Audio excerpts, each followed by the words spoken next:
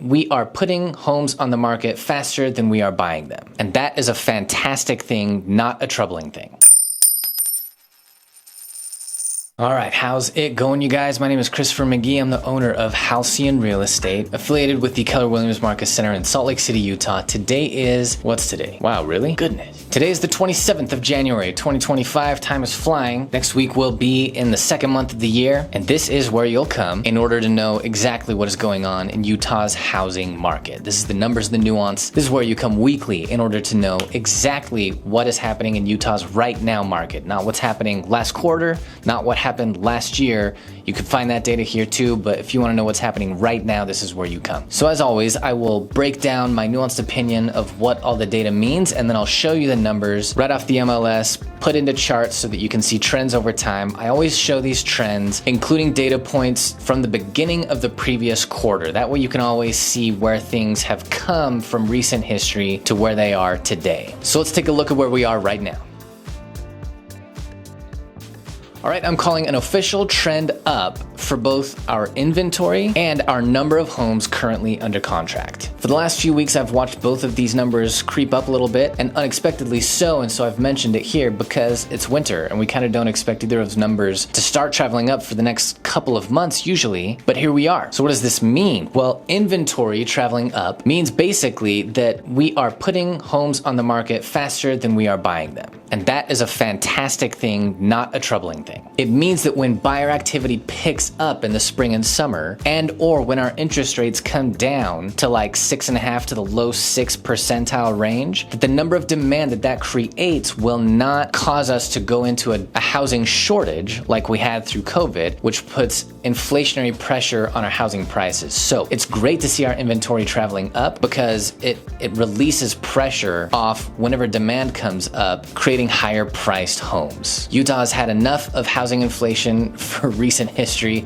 and we'd like to see it calm down, so this increased inventory is great. An increased number of homes currently under contract as a trend right now probably means that for whatever reason this year, we're looking at an early version of the increase in demand that would typically come in March and April. So while we currently have a downward trend, as would be expected for winter, in the data set of the number of homes sold every week, because homes have to go under contract before they can be sold, we'll get several weeks of data of homes under contract going up before we see homes sold going up. So we expect that with the upward trend for the last month of homes under contract, that precisely because it usually takes about a month for a home to be in its phase of under contract before it switches ownership, before it's sold. I would guess that next week or maybe the week after, we'll see homes sold starting to come up from where it's been headed. So we'll watch for that. Now, interest rates were pretty boring last week. They pretty much stayed where they were. We've started this week a tiny bit lower than we were last week, so we're happy enough about that. But let's look at all these numbers. Okay, here's where things are in the Utah housing market as of today, January 27th, 2025. Our inventory currently sits at 9,376, trending up for a fourth week in a row, as we talked about. Last week, the average days on market for homes on the market came to 69, up a tiny tick from the previous week. We see this trending steadily up through the winter as we would expect. Last week, the average list price in Utah came up a bump to $727,294, trending moderately up. Last week's average sold price was $705,798.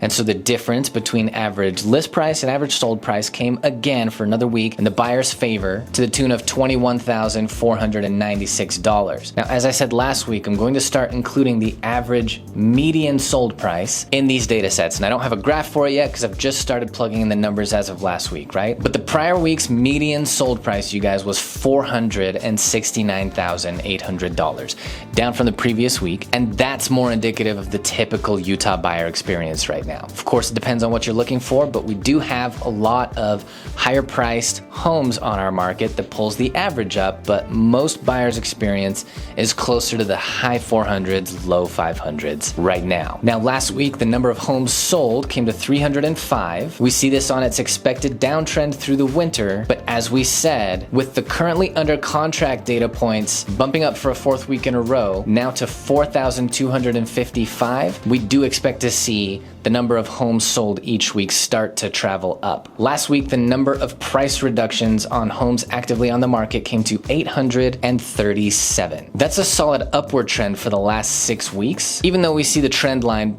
beginning with data points going back to the beginning of the fourth quarter last year. That trend line looks like it's coming down, just like the trend line for currently under contract looks like it's coming down. But if we look at the last several data points, we see an upward trend here. Last week, the number of listing contracts that were either canceled, expired, or withdrawn came to 285. Like I typically say here, there's always variability here with first of the month spikes, but this is trending very level as you can see. And as I said, interest rates were pretty boring last week. We didn't really go anywhere. We're down a tiny bit to 7.07 from 7.08 when I did this video last week. So we are trending moderately up from the beginning of the fourth quarter of last year. We are, however, down 3 weeks in a row. And that is it for the numbers this week. As always, if you have any questions, feel free to hit me in the comments and I'll be happy to respond. If you or anybody you know is interested in moving here in Utah in the next coming months, I hope you're comfortable reaching out to me either in the comments here or in the video's description. I always leave my phone number and email at the bottom. Feel free to reach out to me.